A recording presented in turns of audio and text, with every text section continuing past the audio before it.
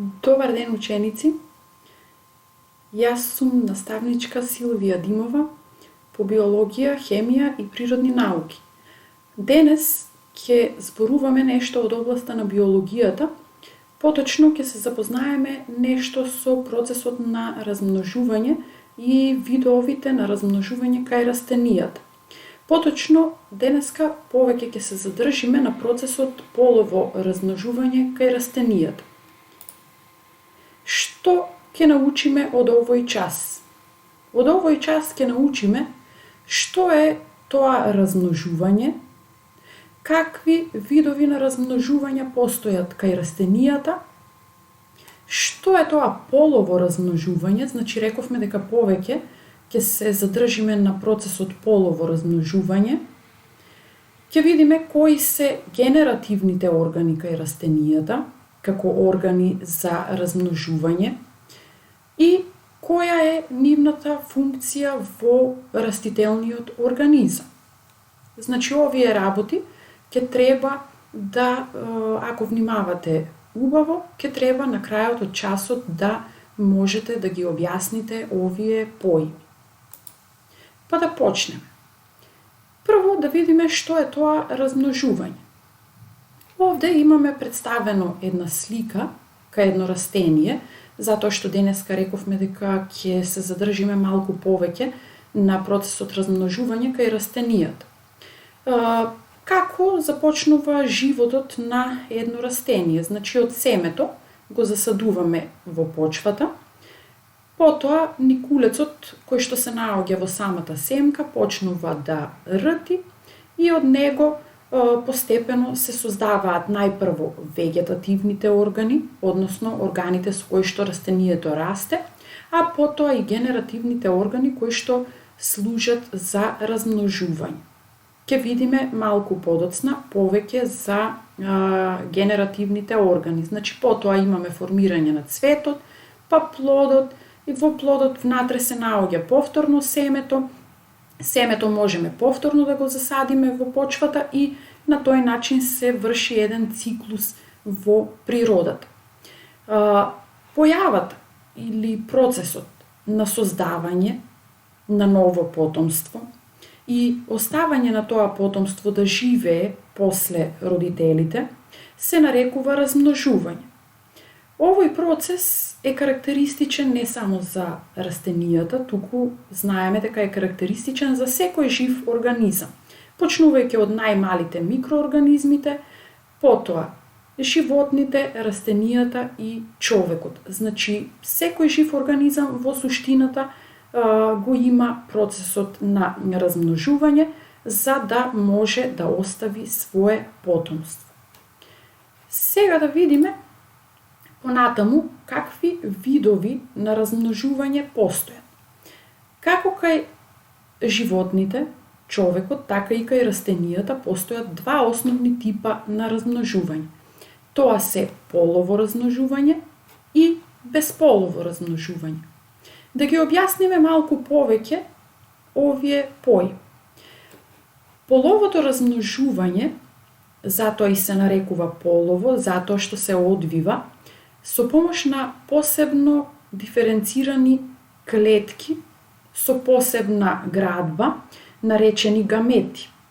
Односно, тоа се половите клетки. Тие може да бидат машки и женски полови клетки. Еве како изгледаат машката полова клетка, која што е подвижна, а еве како изгледа женската полова клетка, која што може да видиме дека е неподвижна, не се движи и е малку, значи со по-различна градба од машката полова клетка и има поголема форма, облик и големина. Кога ќе се спојат јадрата на машката и на женската полова клетка, се формира оплодена јајцеклетка, односно зигот. Тоа представува новиот добиен организам кој што го оставаат машката и женската полова клетка од родителите.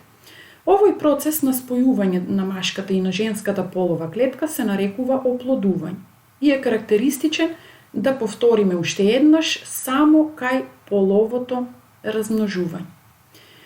Да видиме од друга страна како изгледа и како се одвива бесполовото размножување. Самото име ни кажува, прво ако го видиме и ако размислиме името, значи овдека немаме полови клетки, односно немаме машки и женски родител. Бесполовото размножување може да се одвива или со спори кај растенијата, или пак да се изврши вегетативно со помош на некои одсечени делови од растенијата и нивно намножување. Значи на тој начин можеме да добиеме повеќе растенија, да се размножат во повеќе број. Бесполовото размножување, значи овдека немаме полови клетки, еве имаме на сликата представено една слика на бесполово размножување, односно од една клетка, кога се добиваат со обична проста делба, едната клетка се издолжува, настанува проста делба на основните делови, односно на јадрото, прво се поделува јадрото, се издолжува, потоа се поделува внатрешноста, односно цитоплазмата, и на крајот доаѓа до делба и на клеточната мембрана, така што на крајот од една клетка со обична проста делба или од еден родител добиваме две нови клетки кои што се сосема идентични на клетката мајка. Тоа е што се однесува на двата типа на размножување. Денеска рековме дека ќе зборуваме малку повеќе за половото размножување. Половото размножување уште се нарекува оплодување или оогамија. Сега да видиме дали половото размножување го има кај сите организми.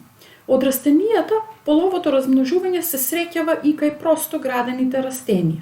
Односно, кои се попростоградени растенија? Тоа го учевме ланската година, кога учевме за класификација на растенијата. Попростоградени растенија се алгите, габите, мововите и папратите. Меѓутоа, иако се простоградени, сепак и кај нив има формирање на полови клетки, иако се со попроста градба, и тие полови клетки се наречени изогамети, значи сепак и кај нив постои полово размножување. Но оној вистинскиот процес на полово размножување, кој што ќе го проследиме подоцна во текот на лекцијата, го има кај посложено градените растенија, односно кај голосемените и скриено семените растенија, кои што се делат пак на монокотиледони и на дикотиледони растенија. За да може да се одвива процесот на полово размножување, кај овие растенија потребно е да постојат генеративни органи, односно органите за полово размножување. А генеративните органи кај растенијата се цветот, плодот и семето. Сите знаеме, ако проследиме еден животен век на едно растение, најпрво се создава цветот, потоа од цветот после оплодувањето, опрашувањето се создаваат плодот и семето. И на крајот во семето ќе го има никулецот, кој што представува ново добиеното растение, односно потомокот на претходното растение или на растението родител. Рековме дека основен дел или орган кај растенијата кој што служи за размножување е цветот. Да ги проследиме неговите делови.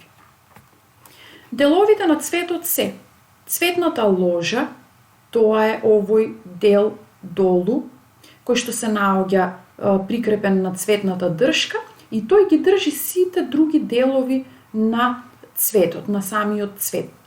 Потоа, надворешно, како заштитно, имаме чашкини ливчиња, кои што ја сочинуваат чашката, која што го заштитува цветот, додека е во пупка.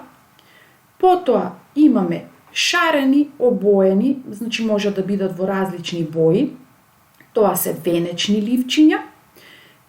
Во средината се наоѓаат всушност и половите органи кај растенијето, односно тоа се прашниците и толчникот. Еве ги прашниците се овие, значи обично прашниците се повеќе, а во средината имаме еден толчник. Тоа се основните делови на едно растение, за кои што служат за полово размножување. Сега да видиме какви можат да бидат цветовите. Еве, прво да направиме една разлика. На ова левата страна имаме цвет од скриено семено растение, поточно од крин, а на другата страна имаме цвет од голо семено растение, односно од бор. Кај цветовите можеме да забележиме појава на посебен машки цвет, кој што нормално, ако е машки, би ги содржил само прашниците во кои што се наоѓа машката полова клетка. Може да биде женски цвет, само со толчник во кој што се наоѓа женската полова клетка. Меѓутоа, повеќето цветови во природата ги содржат и двата пола истовремено, односно содржат и толчник и прашници. Еве исто така и кај голосемените растенија. Овдека, кај голосемените растенија немаме формирање на вакви цветови, туку кај нив всушност самите шишарки го представуваат цветот.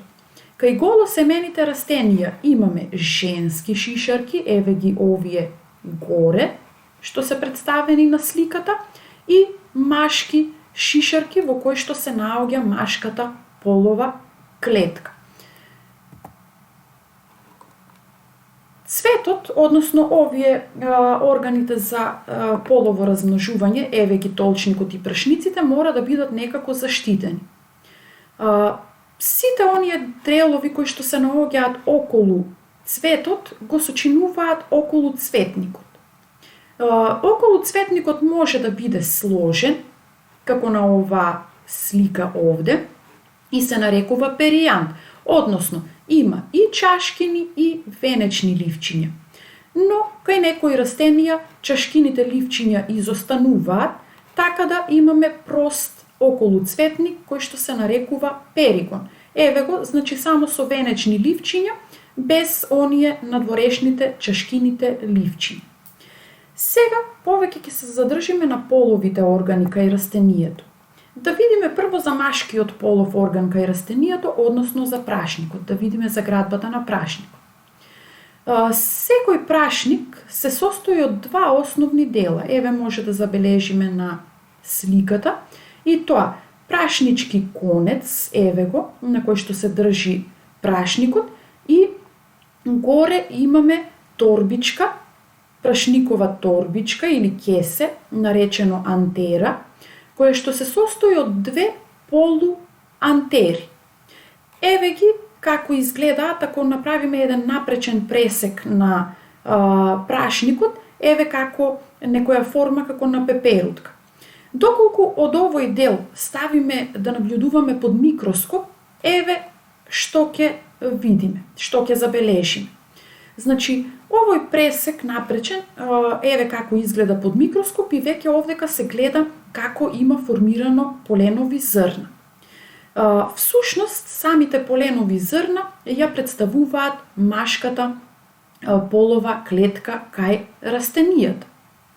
Сега да видиме за ова е што се однесува на машкиот дел кај растенијата, а сега да видиме за женскиот орган, односно толчникот, или некаде ќе го сретнете како плодник.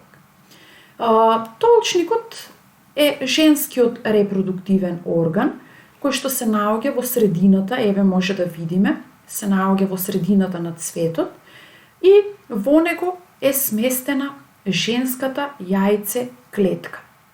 Таа е сместена во овој долниот дел, или еве може да го видиме на горната слика, овој дел кој што се наоѓа во долу, најдолу во цветот, и овој дел се нарекува семенов зачеток. Според тоа, дали плодникот во делот од семеновиот зачеток е поделен со една преграда или пак има повеќе прегради, може да биде апокарпен или прост толчник без преграда. Меѓутоа може понекогаш да има и повеќе прегради, така да ќе добиеме ценокарпен или сложен толчник. Значи овдека се наоѓа женската полова клетка и при процесот на опрашување и оплодување, машката полова клетка треба преку устенцето на толчникот да прво да се залепи овдека на овој леплив дел, потоа да помине преку вратот на толчникот и да дојде долу во делот од семеновиот зачеток, каде што ќе дојде до женската полова клетка и овдека ќе се изврши процесот на оплодување и добивање на зиготот, односно на новото потомство. Тоа е што се однесува за половото размножување кај цветовите, односно денеска ги видовме половите органи кај цветот, а наредниот час ќе видиме малку повеќе за процесите на опрашување и оплодување кај цветот. На крајот од секој час даваме нешто за домашна работа. Еве, за денес може во едно блокче за скицирање да го нацртате уште еднаш цветот, значи со цртање поубаво учиме, кога ги представуваме сликовито деловите, поубаво ќе ги запамтиме и при тоа до секој дел од цветот да си напишете кратко со една реченица за улогата или за функцијата на тој дел во самиот цвет. Тоа беше се за денеска. Ви благодарам на вниманието и останете ми во добро здравје. Поздрав ученици, се гледаме на нареден час.